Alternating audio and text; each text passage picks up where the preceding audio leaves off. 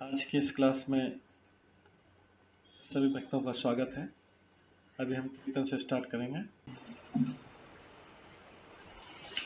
जय राधा माधव कुंज बिहारी, जय राधा माधव कुंज बिहारी, जय गोपीजन वल्लभ गिरिवर धारी, जय गोपीजन वल्लभ गिरिवर धारी, यशोदानंदन व्रज जनरंजन, यशोदानंदन व्रज जनरंजन, यमुना तीरावनचारी, यमुना तीरावनचारी, जय राधा माधव कुंज बिहारी, जय राधा माधव कुंज बिहारी, हरे कृष्णा कृष्णा कृष्णा हरे हरे, हरे राम राम राम हरे हरे, हरे कृष्णा कृष्णा कृष्णा हरे हरे, हरे राम राम राम हरे हरे,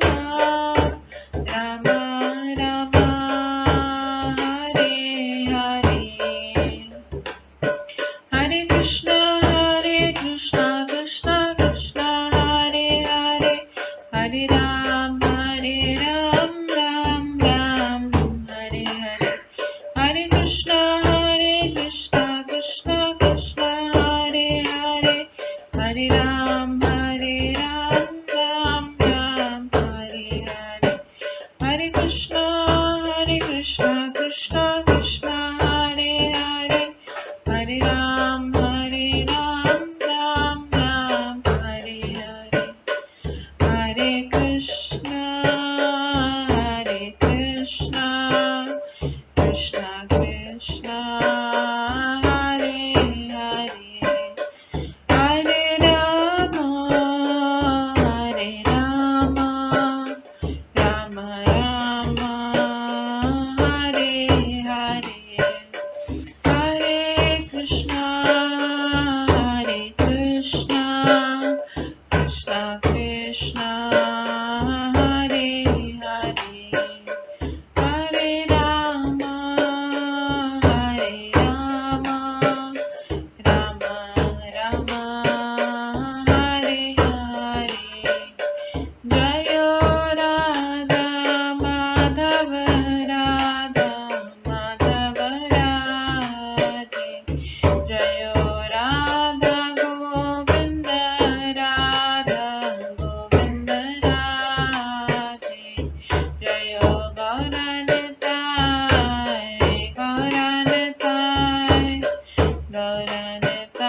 जय गौरनताय, जय जय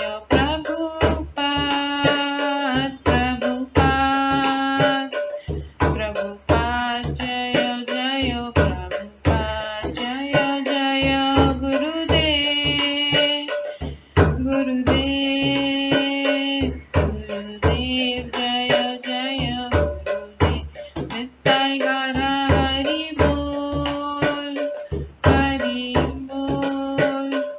हरि बोल नित्य गौर हरि बोल, गौर प्रेमानंदे हरि हरि बोल।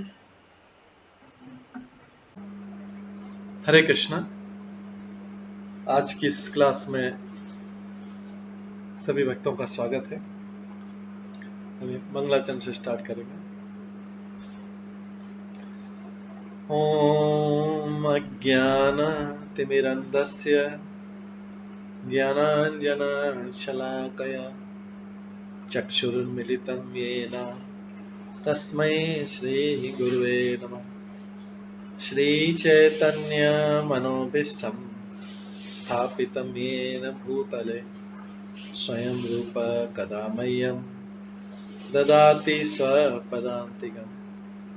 वन्देऽहं श्रीगुरो श्रीयुतपदकमलं श्रीगुरुं वैष्णवांश्च श्रीरूपं साग्रजातं सहगण रघुनाथान्वितं तं सजीवं साद्वैतं सावधूतं परिजनसहितं कृष्णचैतन्यदेवं श्रीराधाकृष्णपादान् सहगण ललिता श्रीविशाखान्वितांश्च नमो विष्णुपदाय कृष्णपृष्ठाय भूतले श्रीमते भक्तिवेदांत स्वामिन्निति नामिने। नमस्ते सरस्वती देवे गौरवाणी प्रचारिणे निर्विशेष शून्यवादी पाश्चात्य देशतारिणे वाञ्छाकल्पतरुभ्यश्च कृपा सिन्धुभ्येव च पतितानां पावनेभ्यो वैष्णवेभ्यो नमो नमः। जय श्री कृष्ण चैतन्य प्रभु नित्यानंद श्री अद्वैत गदाधर शिवासादि गौर भक्तवृंद। हरे कृष्णा कृष्णा कृष्णा हरे हरे, हरे राम राम राम हरे हरे। ओम नमो भगवते वासुदेवाय। ओम नमो भगवते वासुदेवाय। ओम नमो भगवते वासुदेवाय। नारायणं नमस्कृत्य नरं चैव नरोत्तमं देवीं सरस्वतीं व्यासं ततो जयमुदीरये। नष्टप्रायेषु भद्रेषु नित्यं भागवत सेवया भगवते उत्तम श्लोके भक्तिर्भवति नैष्ठिकी। कृष्णाय वासुदेवाय देवकी नंदनाय च नन्दगोपकुमाराय गोविन्दाय नमो नमः। सर्ववेदान्तसारमे श्रीभागवतम् इष्यते तद्रसामृतात् नान्यत्र स्याद्रति क्वचित्। आराध्यो भगवान् ब्रजेश तनयस्तनधाम वृन्दावन रम्या काचिदुपासना व्रजवधूवर्गेण या कल्पिता। श्रीमद्भागवतं प्रमाणम् अमलं प्रेम कुमार्थमः श्रीचैतन्य महाप्रभुमतम् इदं तत्रादरो न परम्। मूकं करोति वाचालं पङ्गुलङ्घयते गिरिं यत्कृपातमहं वन्दे परमानन्दमाधवम्। हरे कृष्णा।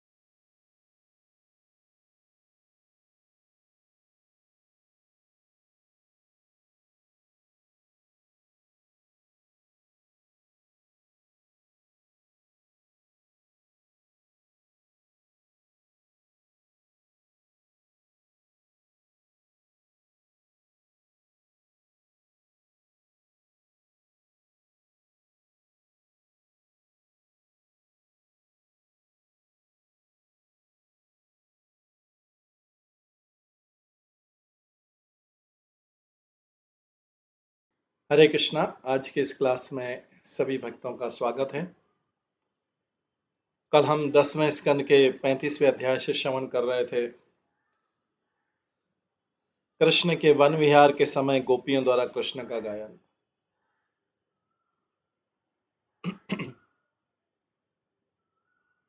इसमें हमने श्रवण किया था कि कृष्ण भी जब भी डेली वन विहार के लिए जाते थे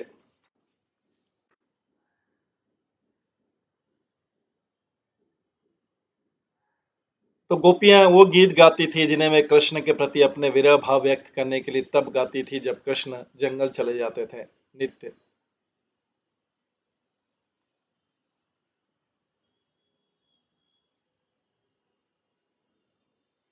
ज्यों जो कृष्ण से गोपियों का विरह भाव तीव्र होता था, त्यों तो उनके नाम रूप गुण तथा लीलाएं उनके हृदयों में एक साथ ही प्रकट होने लगती थी। इस प्रकार वे मिलकर गाती थी कि कृष्ण का सौंदर्य सबों के मन को आकृष्ट करने वाला है। तो कल हमने श्रवण किया था कि प्रिय गोपी आपस में बात करी, जब कभी कभी कृष्ण को अपनी पत्तियों, मोर पंखों तथा रंगीन खनिजों से सजाकर पहलवान का वेश बनाते थे, तत्पश्चात वे बलराम तथा ग्वाल बालों के साथ बैठकर गौओं को बुलाने के लिए अपनी बांसुरी बजाते थे।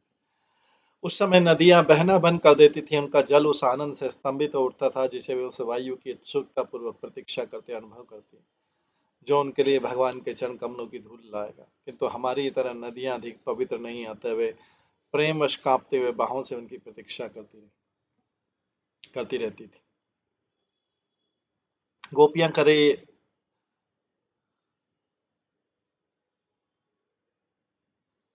नदियां भी उनकी प्रतीक्षा कर रही थी। कृष्ण की बांसुरी की ध्वनि नदी जैसी जड़ वस्तु को भी चेतन बना देती है,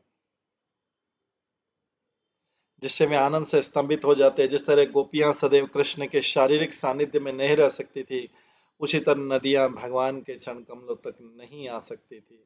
यद्यपि वे भगवान को चाहती थी, किंतु आनंद के मारे उनका हिलना डुलना रुक जाता था। उनकी लहर रूपी भुजाएं भगवत प्रेम में कांपने लगती थी।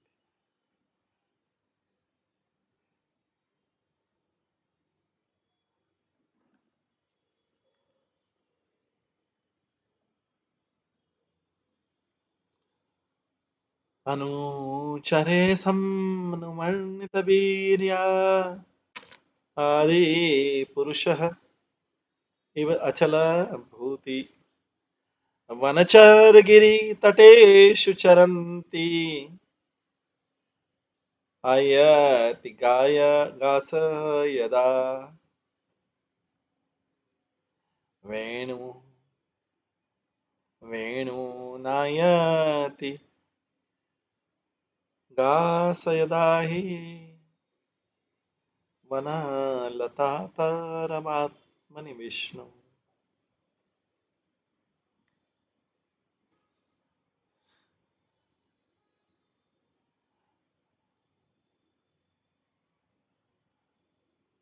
व्यञ्जन्यतः एव पुष्पफलाढ्या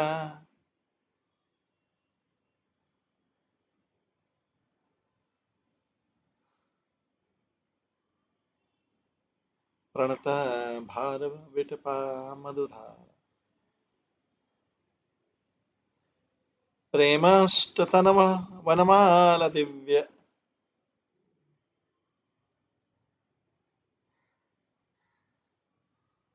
प्रेमाष्टतन्नववपुष्य स्म दर्शनीय तिलक वनमाला दिव्य दिव्या गंध तुलसी मधुमत्ते अति अली कुले लघु गीतम अभिष्टम भाद्रीयनयर्हि संधितरेणु संधितवेणु सरसी सारस हंस विहंगा चारु गीत हृतचेतसैत्य हरिम उपासते यत् चित्ता मिलित मौना। कृष्ण अपने सखाओं के साथ जंगल में घूमते फिरते थे।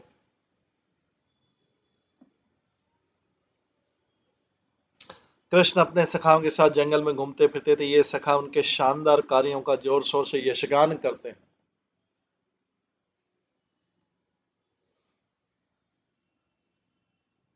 कृष्ण अपने सखाओं के साथ जंगल में घूमते फिरते हैं। ये सखा उनके शानदार कार्यों का जोर शोर से यशगान करते हैं।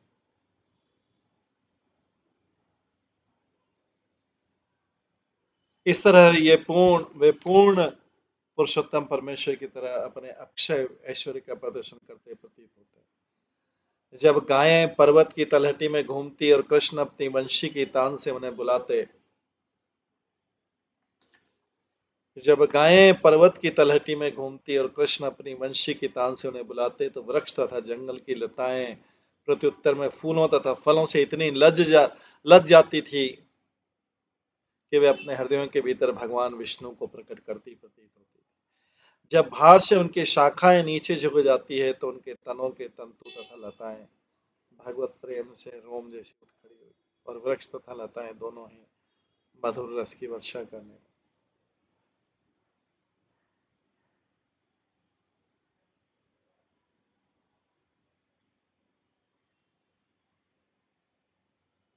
कृष्ण द्वारा पहनी गई माला के तुलसी के फूलों की मधु जैसी दिव्य गंध से उन्मत्त भौरों के समूह उनके लिए उच्च स्वर से गुंजार करने लगते हैं, और पुरुषों में सर्वाधिक सुंदर वह कृष्ण अपने अधरों पर वंशी रखकर उसे बजाकर उनके गीत की धन्यवाद सहित प्रशंसा करते हैं। तब मनोहरी वंशी गीत सारसों, हंसों तथा झील में रहने वाले अन्य पक्षियों के चित्त को चुरा लेता। निसंदेह ये सभी अपनी आंखें बंद किए और मौन साधे उनके पास जाते हैं, और गहन ध्यान में उन पर अपनी चेतना को स्थिर कर उनकी पूजा करते हैं।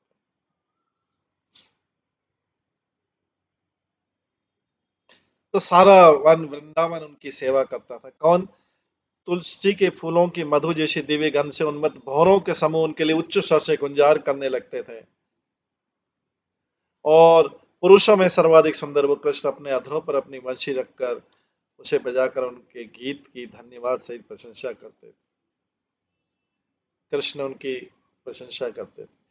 तब मनोहारी वंशी गीत सारसों, हंसों तथा झील में रहने वाले अन्य पक्षियों के चित्त को चुरा लेता। निसंदेह सभी अपनी आंखें बंद किए और मौन साधे उनके पास जाते और गहन ध्यान में उन पर अपनी चेतना को स्थिर करके उनकी पूजा करते।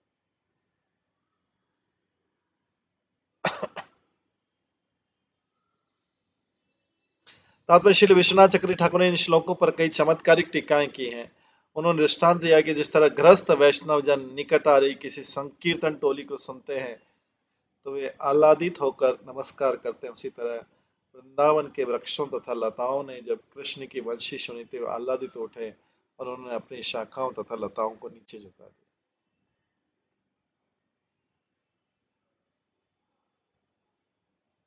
श्लोक 10 में आगत दर्शनी तिलक शब्द न केवल यह सूचित करता है कि भगवान सर्वश्रेष्ठ हैं, अपितु उन्होंने वृंदावन के जंगल के खनिज पदार्थ युक्त मिट्टी से मिली गेरू से आकर्षक लाल तिलक लगाकर अपने को अलंकृत किया।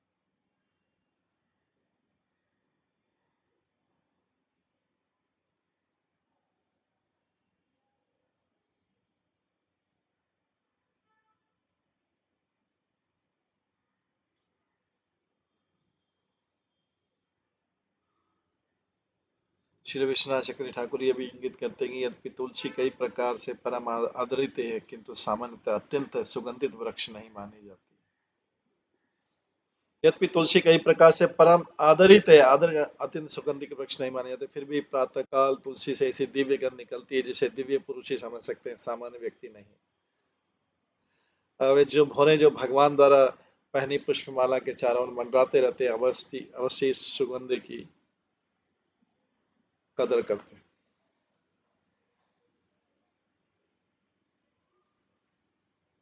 श्री विश्वनाथ चक्रवर्ती भागवत से उदाहरण देते हैं कि वैकुंठ के सर्वाधिक पौधे तथा तुलसी देवी की विशिष्टता की प्रशंसा करते हैं। श्लोक 10 में संदित वेणु शब्द सूचित करता है कि कृष्ण अपने होठों पर वंशी को मजबूती से पकड़ रखा था, और इसी वंशी से निकलने वाली तान निश्चय ही सर्वाधिक मोहक ध्वनि है, जैसा कि इस अध्याय में गोपियों ने कहा है।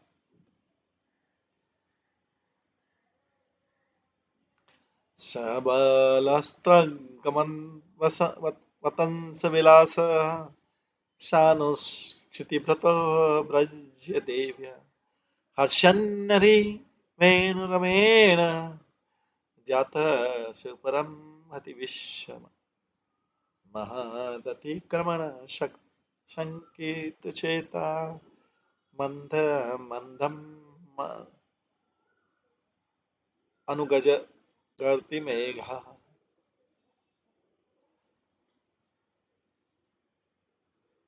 सुहृदम् अभ्य वर्षत् सुम्नोभिः छाया च विदधत् प्रतपत्रम्। हे ब्रज देवियों, जब कृष्ण बलराम के साथ खेल खेल में अपने सिर पर फूलों की माला धारण करके पर्वत की ढाल पर विहार कर रहे थे तो वे अपनी वंशी की गूंजती ध्वनि से सबों को आह्लादित कर देते। इस तरह वे संपूर्ण विश्व को प्रमोदित करते हैं। उस समय महान पुरुष के अप्रसन्न होने के भय से भयभीत होकर निकटवर्ती बादल उनके साथ होकर मंद मंद गर्जना करता है। ये बादल अपने प्रिय मित्र कृष्ण पर फूलों की वर्षा करता है, धूप से बचाने के लिए छाते की तरह छाया प्रदान।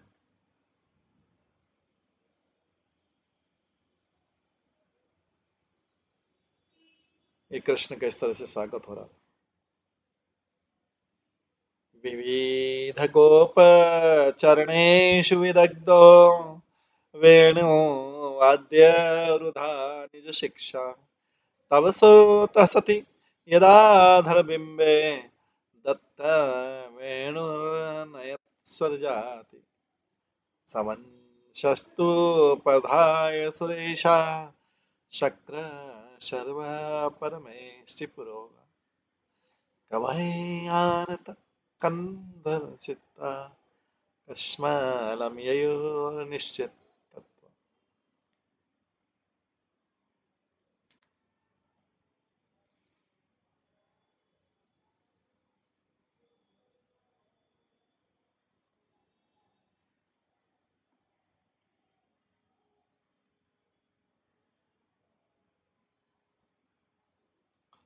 हे सती यशोदा माता, गवों के चराने की कला में निपुण आपके लाड़ने ने वंशी बजाने की नई शैलियां खींच खोज निकाली। जब वह अपने बिंब सदृश लाल होठों पर अपनी वंशी रखता है और विविध तानों में स्वर निकालता है तो इस ध्वनि को सुनकर ब्रह्मा, शिव, इंद्र तथा अन्य प्रधान देवता मोहित हो जाते।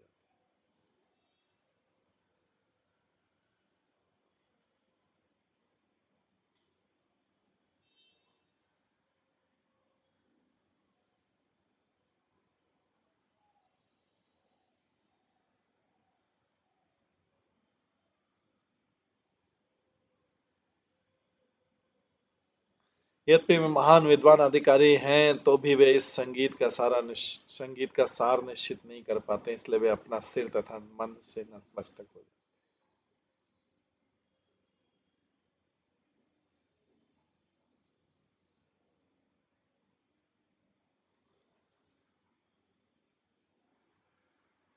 तब सुत सती पद इस बात का सूचक कि यहाँ पर माता यशोदा भी भगवान कृष्ण का गंभीरता से गुणगान करने वाले गोपियों में से थी।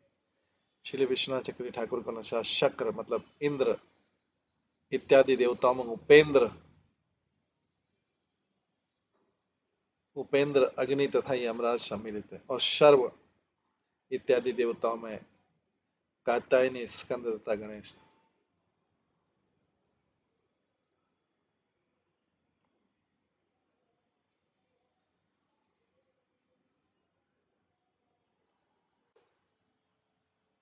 इस तरह परमेष्टि ब्रह्मा के साथ चारों कुमार तथा नारद थे। इस तरह ब्रह्मांड के सबसे बुद्धिमान व्यक्ति भी मोहक भगवान के मोहक संगीत का सुचारू रूप से विश्लेषण कर पाने में असमर्थ।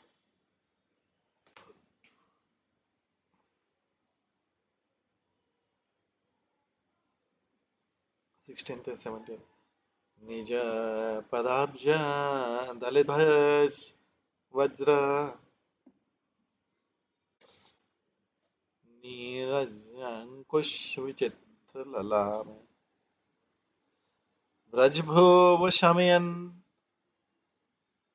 खुरतोदम वश्माधुर्या गतिडित्तवे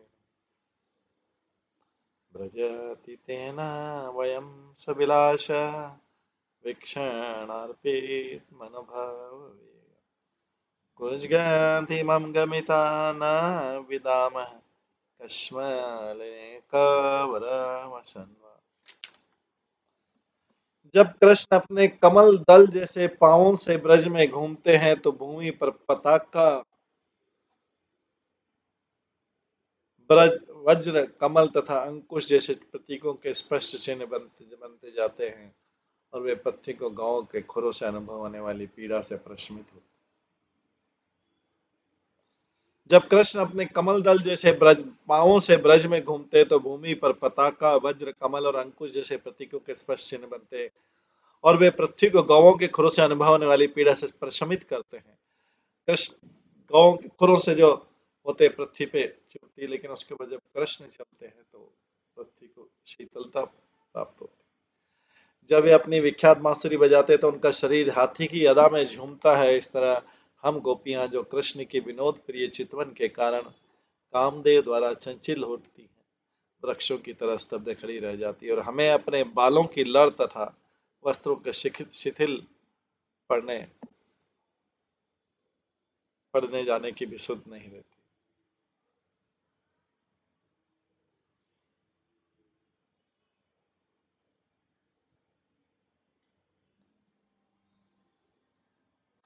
तात्पर्य यहाँ पर गोपियां श्री कृष्ण के प्रति अपने माधुर्य आकर्षण का वर्णन कर रही है, किंतु अब माता यशोदा उनके साथ नहीं है।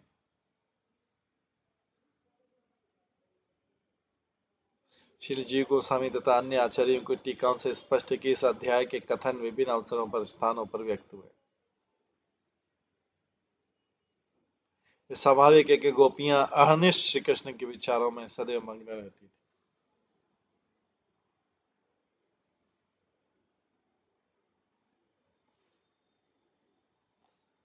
मणिधर क्वचितागणयन् गा माल्यादयितगन्धतुलस् माया माल्यादयितगन्धतुलस्य प्रणयन् अनुचरस्य कदांस्य प्रक्षिपन् कदांसे प्रक्षेपण भुजं गायति यत् क्वणितवेणोरववञ्चितचित्ता कृष्णं मनवसत् कृष्णग्रहिण्य गोपीकाय विमुक्तगृहाशा। अब कृष्ण कहीं पर अपनी मणियों की लड़ी में गवों की गिनती करते हुए खड़े हैं।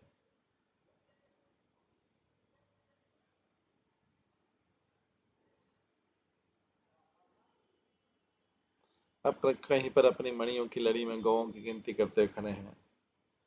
वे तुलसी के फूलों की माला पहने हुए हैं,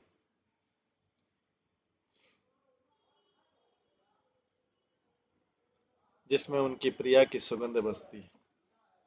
वे अपनी एक बाह अपने प्रिय मित्र ग्वाल मित्र के कंधे पर रखे हुए हैं। जो ही कृष्ण अपनी बांसुरी बजाकर गाते हैं, उस गीत से हिरणों की पत्नी आकृष्ट होती है। कृष्ण हिरणों की पत्नी आकृष्ट होती है और वे दिव्य गुणों के सागर कृष्ण तक पहुंचकर उनके पास बैठ जाती है।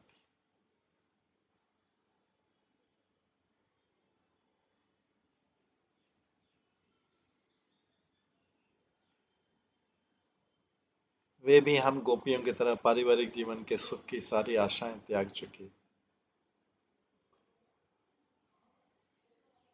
तो कृष्ण हिरण मतलब काले हिरणों की पत्नियां आकृष्ट होती हैं।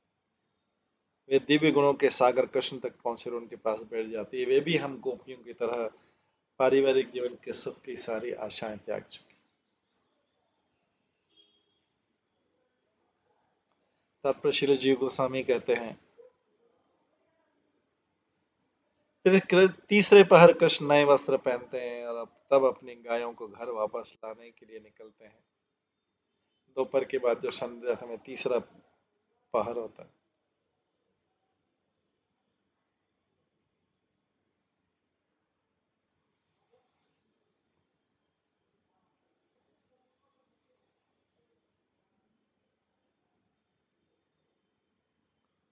श्री विश्वनाथ चक्री वृंदावन की दिव्य गायों के विषय में निम्नलिखित जानकारी प्रदान करते हैं। श्वेत, काली, लाल, काली तथा पीली, इन चार रंगों में प्रत्येक रंग के 25 उपविभाग, जिसमें मिलाकर 100 रंग है। इस प्रकार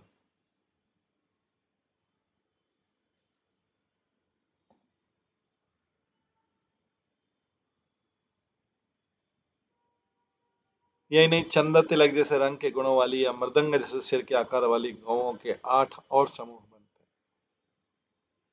गायों के रंग और आकार के इन 108 समूह की गिनती के लिए कृष्ण 108 मणि वाली माला का उपयोग करते हैं।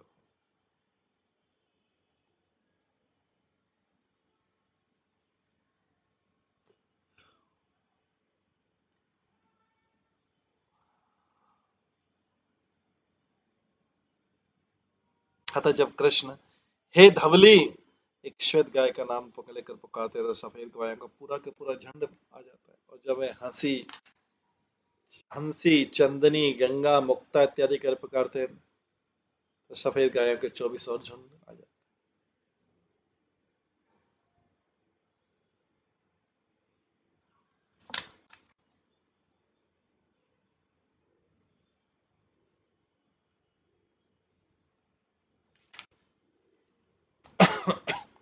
लाल रंग वाली गौएं अरुणी,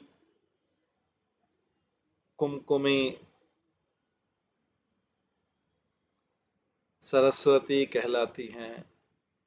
काले रंग वाली गाय श्यामला, धूमला, यमुना कहलाती। पीले रंग वाली गाय पीता, पिंगला, हरितालिका इत्यादि कहलाती। जिन गौओं के मस्तक पर तिलक रहता है वे चित्रिता, चित्रतिलिका, दीर्घतिलिका, तिरितिलिका कहलाती। अन्य झुंड की गौएं मृदंगमुखी, सिंहमुखी इत्यादि कहलाती। इस तरह नाम लेकर पुकारने पर गौएं आती जाती हैं और उन सबों को जंगल से घर वापस लाने का समय होता है तो कृष्ण विचार करते क्योंकि गाय रह तो न जाए, उनकी गिनती अपनी मणिमाला में कर।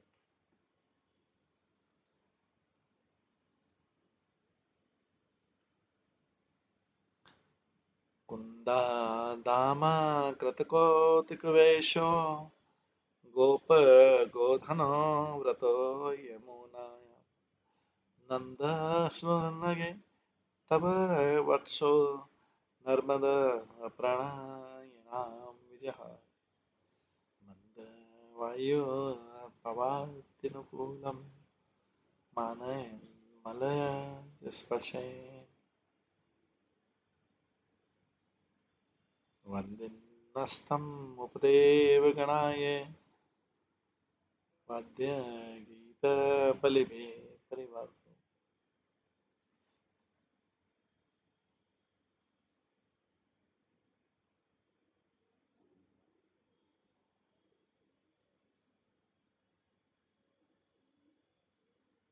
हे निष्पाप यशोदा, तुम्हारे लाडले नंदनंदन ने चमेली की माला से अपना विचित्र वेश सजा लिया।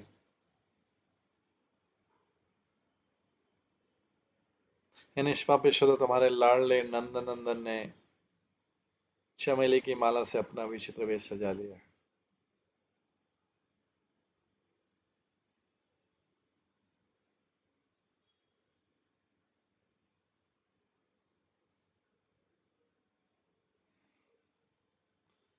इस समय वो ये सब गोपियां यशोदा को बोल रही है, तुम्हारे लाडले नंदन ने चमेली की माला से अपना विचित्र वेश सजा लिया। और इस समय वो यमुना के तट पर गौओं तथा ग्वाल बालों के साथ अपने प्रिय संगियों का मनोरंजन कराते हुए खेल रहे हैं। मंद वायु अपनी सुखद चंदन सुगंध से उनका आदर कर रही है। विविध उपदेवता चारों और बंदी जनों के समान खड़े होकर अपना संगीत, गायन तथा श्रद्धा के उपहार भेंट कर। श्री जीव गोस्वामी बतलाते कि गोपियां पुनः ब्रज की महारानी माता यशोदा के आंगन में आई। दिन भर गौवें चराने तथा खेलने के बाद कृष्ण के वृंदावन लौटने का वर्णन करके गोपियां यशोदा को प्रोत्साहित कर रही। श्री विश्वनाथ चक्रवर्ती ठाकुर की टीका के यहाँ पर जिन उपदेवों का उल्लेख है उनमें गंधर्व गण भी सम्मिलित है जो अपने देवी गायन तथा नृत्य के लिए विख्यात। वत्सलो ब्रज गवाम यदग्रह वन्द्यमान चरण पतिव्रते कृच्छन्न गोधनम उपोह दिनान्ते गीता वेणु अनुगायित कीर्ति उत्सवं संरूचपि दृशीनाम् उन्नयन् कुररज चरितास्त्र दित्सयायति सुरदत्ताशिशेष देवकी जठर बूढ़ुराज।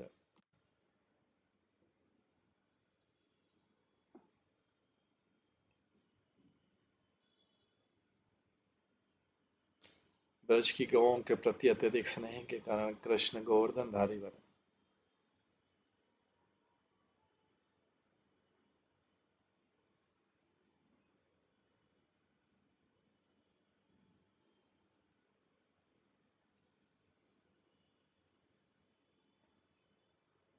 ब्रज की गौओं के प्रति अत्यधिक स्नेह के कारण कृष्ण गोवर्धनधारी बने।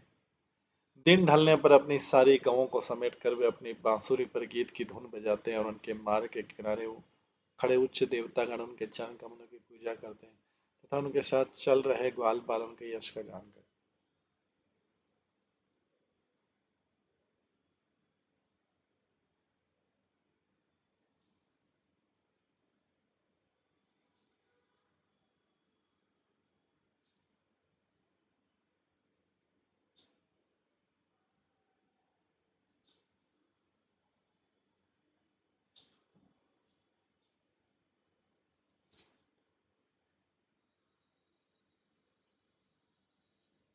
ब्रज की गौओं के प्रति अत्यधिक स्नेह के कारण कृष्ण गोवर्धनधारी बने। दिन ढलने पर अपनी सारी गौओं को समेट कर वे अपनी बांसुरी पर गीत की धुन बजाते हैं और उनके मार्ग के किनारे खड़े उच्च देवतागण उनके चरण कमलों की पूजा करते हैं तथा उनके साथ चल रहे ग्वाल बाल उनके यश का गान करते हैं।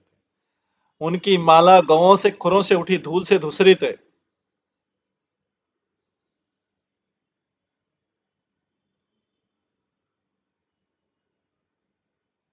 तो मार्ग में किनारे उच्च देवतागण खड़े रहते थे, उनके चरण कमलों की पूजा करते थे तथा उनके साथ चल रहे ग्वाल बाल उनके यश का गान करते थे। उनकी माला गौओं के खुरों से उठती धूल से दूसरी तरफ थकान के कारण बढ़ी हुई उनकी सुंदरता हर एक के नेत्रों के लिए आह्लाद युक्त उत्सव प्रस्तुत करने वाली। अपने मित्रों की इच्छा पूरी करने के लिए उत्सुक कृष्ण माता यशोदा की कोख से उदित चंद्रमा।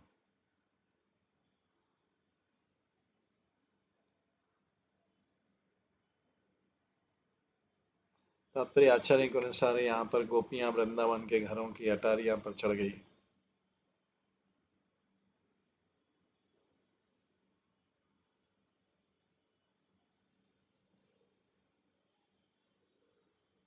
जिससे वे कृष्ण को घर वापस आते शीघ्र अतिशीघ्र देख सके। माता यशोदा ने अपने पुत्र की वापसी के लिए अत्यंत उत्सुक थी। माता यशोदा अपने पुत्र की वापसी के लिए अत्यंत उत्सुक थी। अतः उन्होंने सबसे लंबी सुंदर युवा गोपी को बुलाकर ऊपर जाने के लिए कहा जिससे वो देख सके कि वे कब पहुंचते हैं।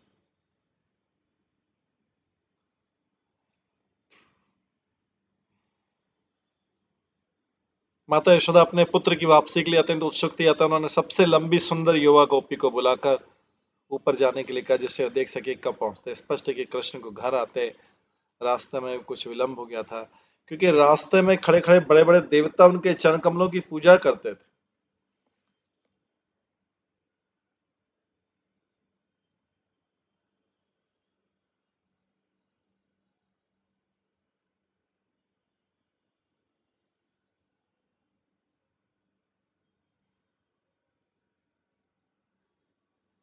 मद्विघूर्णितलोचनी शतमानंद मानंद सुधाम वनमाली बदर पांडुवदन मृदुगंडम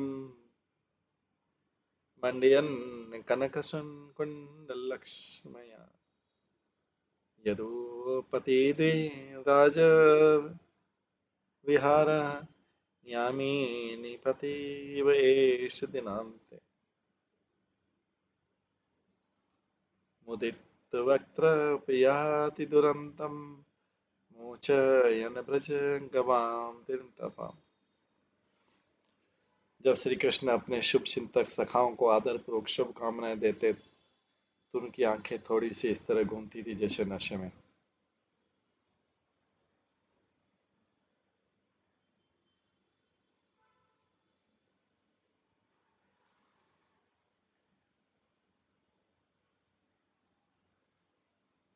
वे फूलों की माला पहने, उनके कोमल गालों की शोभा उनके सुनहरे कोमल कुंडलों की चमक से तथा बदर बेर के रंग वाले उनके मुख की श्वेतता से बढ़ जाती। रात्रि के स्वामी चंद्रमा के सदृश अपने प्रसन्न मुख वाले यदुपति राजसी हाथी की अदा से चल रहे हैं। इस तरह वे व्रज की गौओं को दिन भर की गर्मी से छुटकारा दिलाते हुए संध्या समय घर लौटे।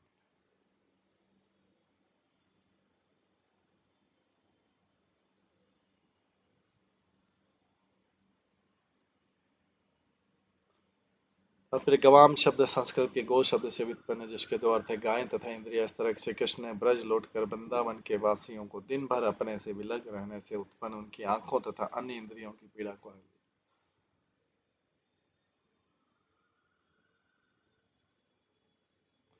श्री शुक उवाच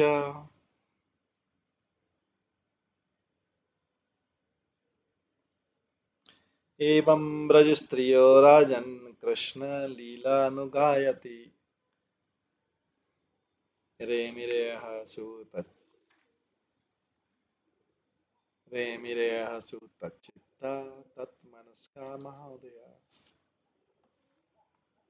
सुखदेव गोस्वामी ने कहा, राजन, इस तरह वृंदावन की स्त्रियां दिन के समय कृष्ण की लीलाओं का निरंतर गान करते आनंद लूटती और उन सबों के मन तथा हृदय उन्हीं में लीन रहकर अपार उत्सव से भरे रहते।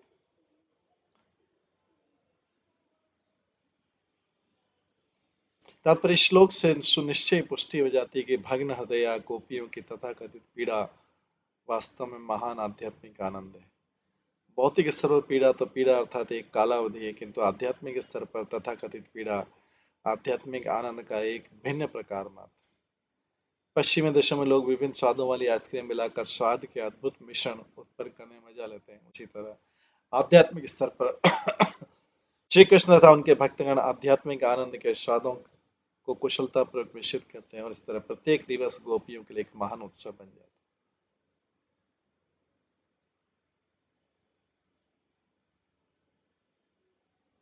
सुखदेव का समय कहते सारा ये देखती रहती थी, अपने हृदय में अनुभव करती थी।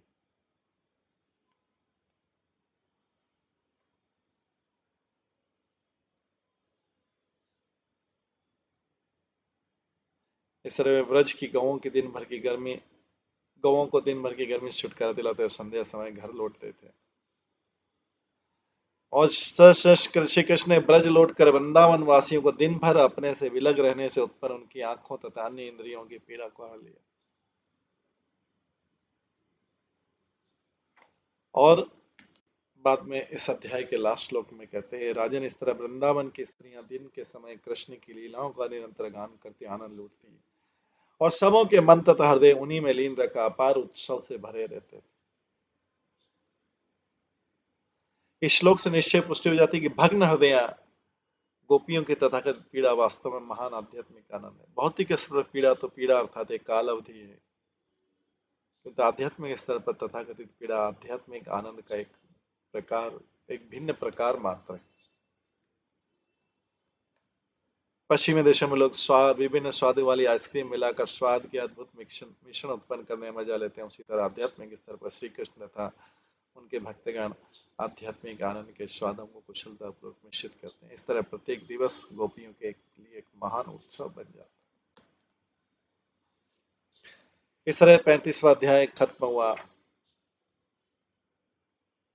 अभी 36वां अध्याय शुरू करते हैं, जिसका नाम है वृषभासुर अरिष्ट का वध। वृषभासुर अरिष्टासुर ये कृष्ण कंस द्वारा भेजा गया असुर था। एक कुछ लास्ट असुरों में से दो तीन लास्ट जो असुर थे उनमें, उसके बाद फिर कंस जो है,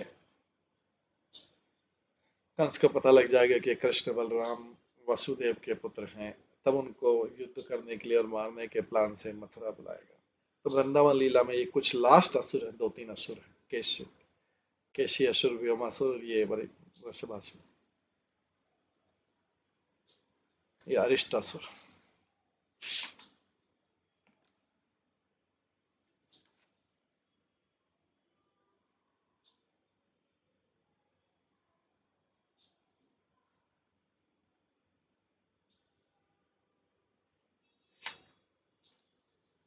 श्री बादराणी वाचा, सुखदेव गोस्वामी कहते हैं, अथ तर्हि आगत गोष्ठम अरिष्ट अरिष्ट वृषभासुर महिम महाकुकुटकाय कंपयन् कुरवीक्षताम्।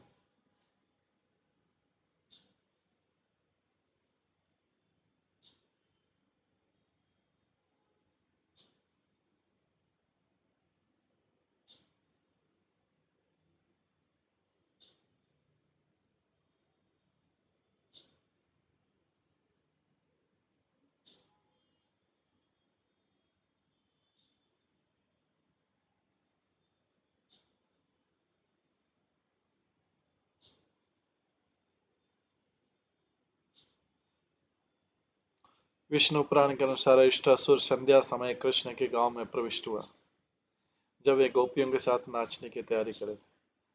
क्रोधार्षदे कदाचित्तु रासासक्ते जनार्दन त्रासयन् समदो गोष्ठ मरिष्ठ समुपागत।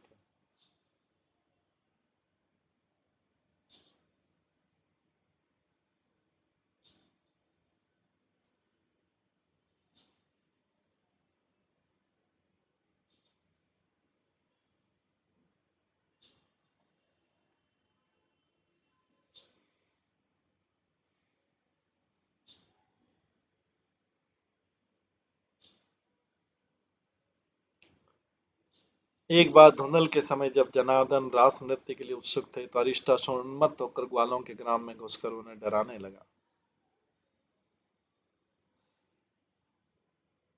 कृष्ण जब गोपियों के साथ डांस करने की तैयारी कर रहे थे तो उसी समय वो आ गया, गोपियां सब इकट्ठी, अरिष्टासुर आ गया। संध्या समय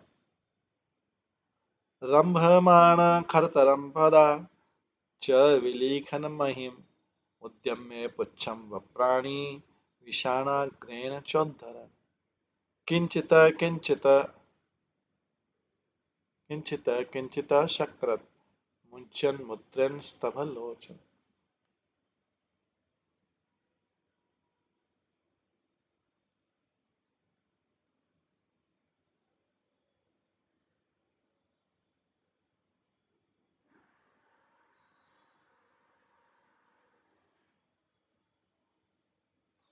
अरिष्टासुर ने जोर से रमाते हुए धरती को खुरों से कुरेदा। वो अपनी पूंछ उठाए और अपनी आंखें चमकाता अपने सींगों के नोकों से बांधों को चीरने लगा। धरती को अपने पैरों से नाखूनों से कुरेदने लगा। वो अपनी पूंछ उठाई थी और अपनी आंखें चमकाता अपने सींगों के नोकों से सींग के नोकों से बांधों को चीरने लगा और बीच बीच में थोड़ा थोड़ा मल मूत्र भी छोड़ता जाता। यस्य निरहादितेनंग निष्ठेरेण गवां नृणाम् पतन्ति अकालतः गर्भा स्रवन्ति स्म भयेन्वे।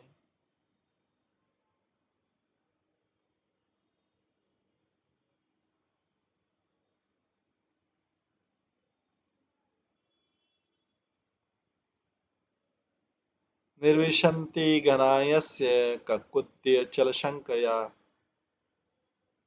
तं तीक्ष्ण संगम उदीक्ष्य गोप्य गोपा च तत्रसु। हे राजन, तीखे सींगों वाले अरिष्टासुर के डिल्ले को, उसके जो गर्दन के ऊपर रहता है, डिल्ले को पर्वत समझकर बादल उसके आसपास मंडराने लगे। इतना ऊंचा था उसकी गर्दन। और जब ग्वालों तथा गोपियों ने ससुर को देखा तो भयभीत उठे। दरअसल उसकी गर्जना की तीव्र की गूंज इतनी भयावती कि गर्भिणी गौओं तथा स्त्रियों का गर्भपात हो गया।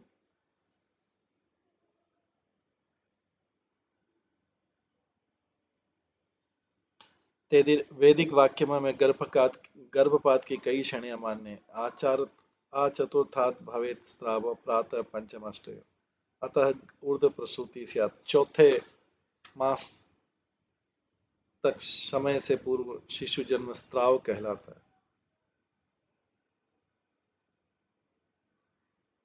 पांचवें तथा में पांचवें तथा छठे मास में पात और उसके बाद प्रसूति कहलाता है।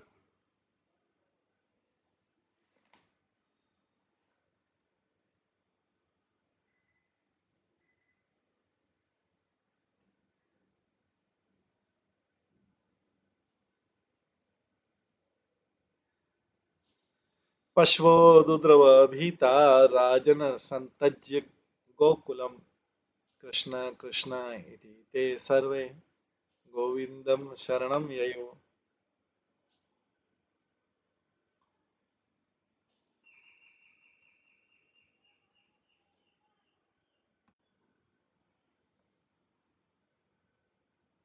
पशवो दुद्रव भीता राजन संतज्य गोकुलम कृष्ण कृष्ण इति ते सर्वे गोविंदम शरणम ययो।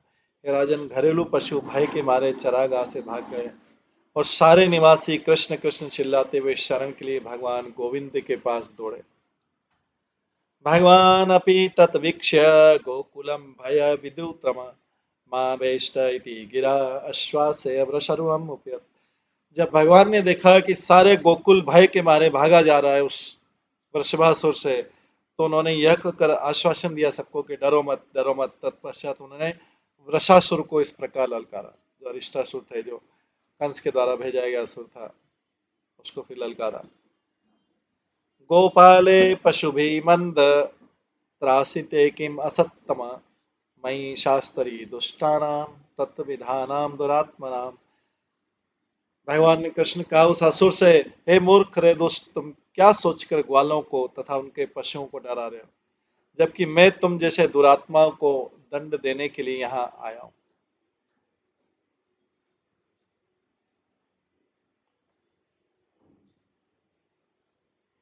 इति आस्फोत्य अच्युतः इति आस्फोत्य तल शब्देन कोपयन् सख्यु अंसे भुजा भोगम प्रसार्य अवस्थित हरि।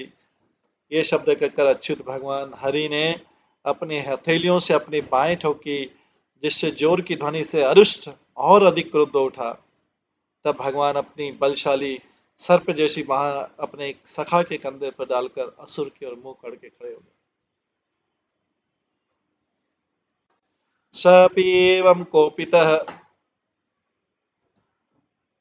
अरिष्ट खुरेण अवनिम उल्लिखन् उद्यत पुच्छ भ्रमण मेघ कृत कृष्णम उपाद्रत। इस तरह उकसाने पर अरिष्ट ने अपनी खुर से धरती को दी और तब वो क्रोध के साथ कृष्ण पर झपटा। ऊपर उठी उसकी पूंछ के चारों ओर बादल मंडरा रहे।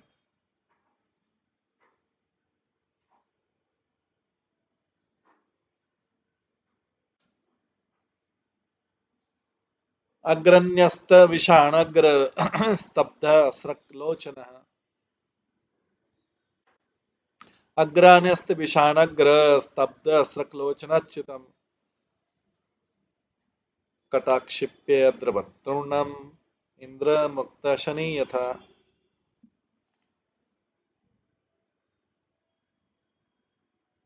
अपने सींगों के अग्रभाग सामने की ओर सीधे किए हुए तथा अपनी रक्तिम आंखों की बगल से तिरछे घूरकर भय दिखाकर अरिष्ट पूरे वेग से कृष्ण की ओर झपटा, मानो इंद्र द्वारा चलाया गया वज्र।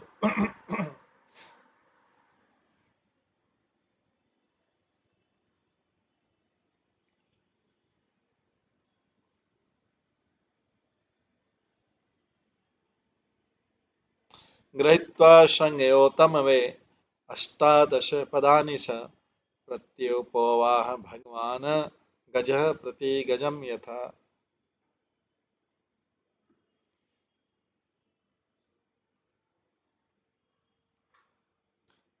भगवान कृष्ण ने अरिष्टासुर को सींगों से पकड़ लिया और उसे 18 पग पीछे फेंक दिया, जिस तरह एक हाथी अपने प्रतिद्वंदी हाथी को लड़ते समय करता है।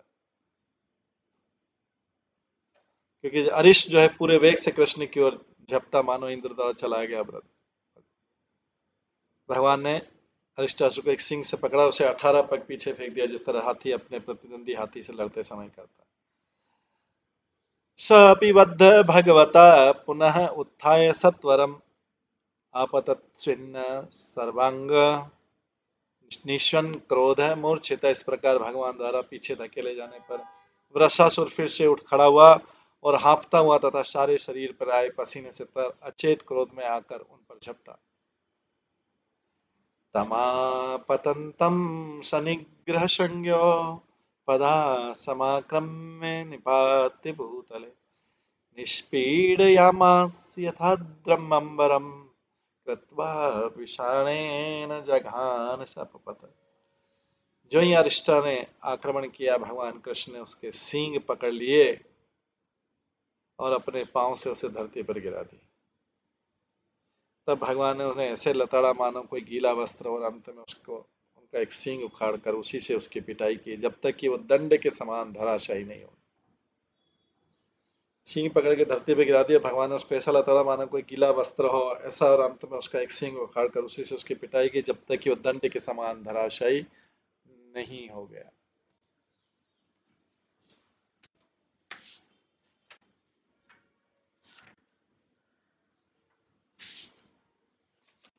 असक्ममन्मुत्रशक्रत् समसृजन् क्षिपन् च पादाननमस्तितीक्ष्ण जगाम कृच्छं निरते अक्षयं पुष्पे किरन्त हरिमेदिरेश्वर। रक्त वमन करते तथा बुरी तरह से मलमूत्र त्याग करते हुए अपने पांव पटकते हुए तथा अपनी आंखें इधर उधर पलटते अरिष्टासुर बड़ी ही पीड़ा के साथ मृत्यु के धाम चला गया। देवताओं ने कृष्ण पर फूल वर्षा कर उनका सम्मान किया। इस तरह अरिष्टासुर का वध किया, जो कंस के द्वारा भेजा गया सुत। एवं कुकुद्दिनम एवं कुकुद्दिनम हत्वा स्तूयमान द्विजातिभिः विवेश गोष्ठम सबल गोपीनाम नयनोत्सवः। इस तरह अरिष्ट नामक वृषासुर का वध करने के बाद गोपियों के नेत्रों के लिए उत्सव स्वरूप कृष्ण बलराम सहित ग्वालों के ग्राम में प्रविष्ट। इस श्लोक में कृष्ण के भीतर आध्यात्मिक गुणों में जो सूक्ष्म विरोधाभास है उसका उदाहरण दिया गया। चार पंक्ति वाले श्लोक में एक ही साथ हम जान पाते हैं कि भगवान कृष्ण ने बलशाली दुष्ट असुर का वध किया और उनके कैशोर सौंदर्य से उनकी सखियों को परम आनंद मिला। भगवान कृष्ण वज्र की तरह कठोर हैं और गुलाब के फूल की तरह कोमल हैं। उनके प्रति जो उनके प्रति हमारे मनोभाव पर निर्भर करता है, किसके लिए कैसे है।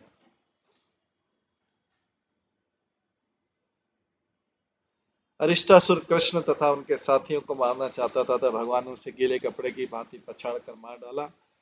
किंतु गोपियां कृष्ण से प्रेम करती थी, अतः उन्होंने माधुर्य प्रेम का युवा बालक की तरह आदान प्रदान। अरिष्टे निहते दैत्ये कृष्णेन अद्भुत कर्मणा कंसाये अथा भगवान नारद देव दर्शन। अद्भुत काम करने वाले श्री कृष्ण द्वारा अरिष्टासुर का वध हो जाने पर नारद मुनि राजा कंस से बतलाने लगे। देवदृष्टि वाले शक्तिशाली मुनि ने राजा से इस प्रकार कहा, अभी अरिष्टासुर का वध हो गया, अब राजा कंस को जाके उन्होंने बताया, कुछ बात बताइए। देवर्षण पद को कई प्रकार समझा सकता है, जो सभी इस कथन के संदर्भ तथा तात्पर्य से मेल करते। देव का अर्थ देवता, दर्शन का अर्थ देखना या महान व्यक्ति का दर्शन। इस तरह देव दर्शन, जो कि नारद मुनि का नाम है, सूचित करता है कि नारद को भगवान का दर्शन करने की सिद्धि प्राप्त थी, या नारद का दर्शन करना ईश्वर तुल्य दर्शन है, क्योंकि नारद भगवान के शुद्ध प्रतिनिधि है तथा नारद का दर्शन देवता के दर्शन के समान होता है, जिन्हें देव भी कहा जाता है।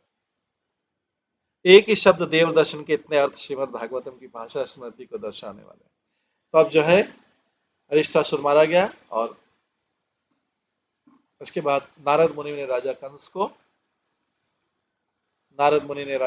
को जाके कुछ दूसरी सूचना दी, जो हम कल की क्लास में श्रवण करेंगे।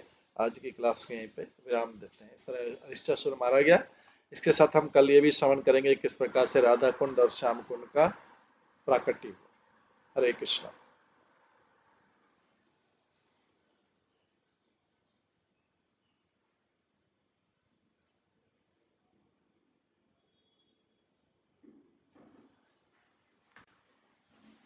सभी भक्तों का बहुत बहुत धन्यवाद। सभी भक्तों एक बार हरे कृष्ण महामंत्र का जप करते हैं। हरे कृष्णा कृष्णा कृष्णा हरे हरे, हरे राम राम राम हरे। श्रीमद् भागवतम महापुराण की जय। श्रील प्रभुपाद की जय।